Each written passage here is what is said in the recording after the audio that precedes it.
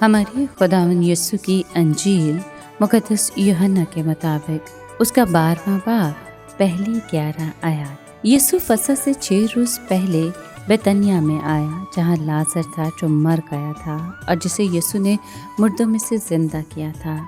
वहाँ उन्होंने उसके लिए शाम का खाना तैयार किया और मार्था खिदमत करती थी और लाजर उनमें से था जो उसके साथ खाना खाने बैठे थे।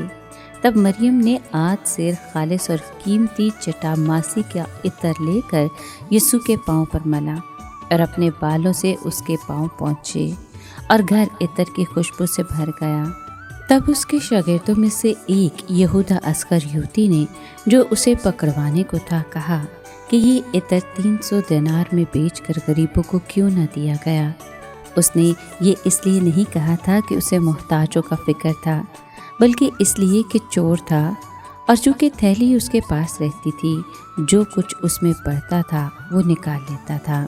तब यीशु ने कहा कि उसे रहने दो, उसने मेरे दफन के रोज़ के लिए ये रखा था, क्योंकि मोहताज तो हमेशा तुम्हारे पास हैं, मगर मैं हमेशा तुम्हारे पास नहीं रहूँगा। और यहूदियों के बहुत से लोग ये मालूम करके कि वो वहाँ है आए, न सिर्फ यीशु के सबब से, लेकिन इसलिए भी कि लाजर को देखें जिसको उसने मुर्दों में से जिंदा किया था।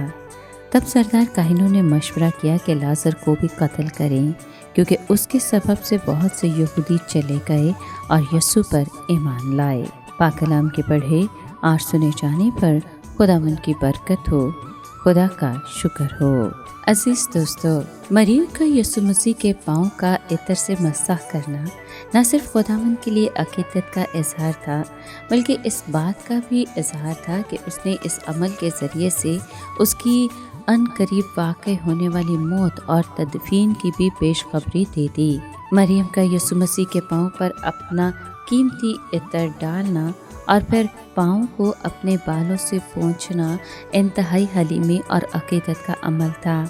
उसने इस अमल के ज़रिए से ख़ुद को यीशु मसीह की हस्ती में मिटा दिया, जैसे पौलुस रसूल कहता है कि मैं मसीह के साथ मसलूब हुआ हूँ और अब मैं ज़िंदा ना रहा, बल्कि मसीह मुझ में ज़िंदा है, और मैं जो अब जिस्म में ज़िंदगी गुजारता हूँ तो खुदा के बेटे पर ईमान लाने से गुजारता हूँ। अब यीशु मसीह के शागिर्दों में से एक शागिर्द यहूदा अस्करियोती ने, बजाय इसके कि वो खुश होता कि कोई उसके खुदावंद को इतनी बड़ी इज्जत दे रहा है, मरियम के इस अमल पर एतराज़ किया। खुशी तो दरकिनार, उसे इस अमल पर भी तकरीबन गुस्सा आया। उसकी नज़र में ये अमल पैसों का ज़या था, मगर उसने अपने गुस्से और बुग़्ज़ पर पर्दा डालते हुए ये कहा कि ये इत्र 300 दिनार में बेचकर गरीबों को क्यों न दिया गया। उसे गरीबों की तो कोई फ़िक्र न थी, बल्कि ये फ़िक्र थी कि ये इत्र बेचकर उसकी रकम उसकी हथेली में क्यों न डाली गई, ताकि वो इसमें से कुछ अपने लिए निकाल सके। वो यीशु मसीह के साथ रहता तो था, मगर उससे तालीम पाने और उसके नमूने से मुतासिर होने के निस्बत अपना रुपया पैसा जोड़ने की फ़िक्र में रहा। उसका ये खुद गर्जाना रवैया उसकी तरफ से यीशु मसीह से गद्दारी का मौजब बना। मरियम की बेलौस अक़ीदत और यहूदा अस्करियोती के खुद गर्जाना मुहरकात में फ़र्क साफ नज़र आता है।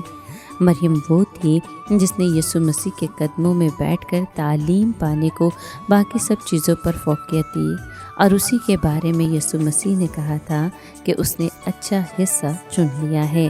अब यीशु मसीह मरियम के इस अमल का तर्फ़ा करता है। उसके ये अल्फाज कि उसे ये इत्र मेरे दफन के दिन के लिए रखने दे, क्योंकि गरीब तो हमेशा तुम्हारे पास हैं, लेकिन मैं हमेशा तुम्हारे पास ना रहूँगा।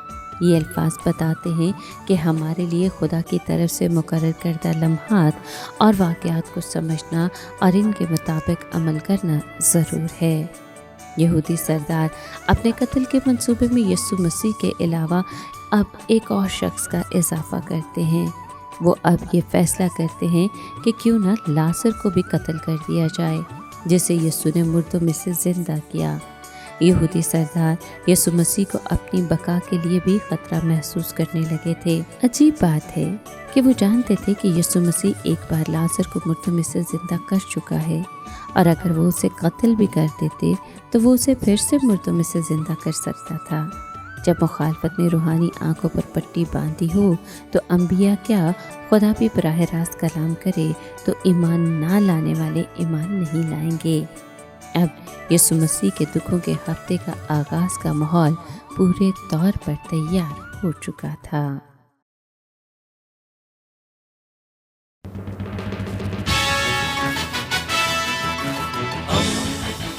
دوستی کا پیغمبر، ریڈیو ویریتاس ایشیا۔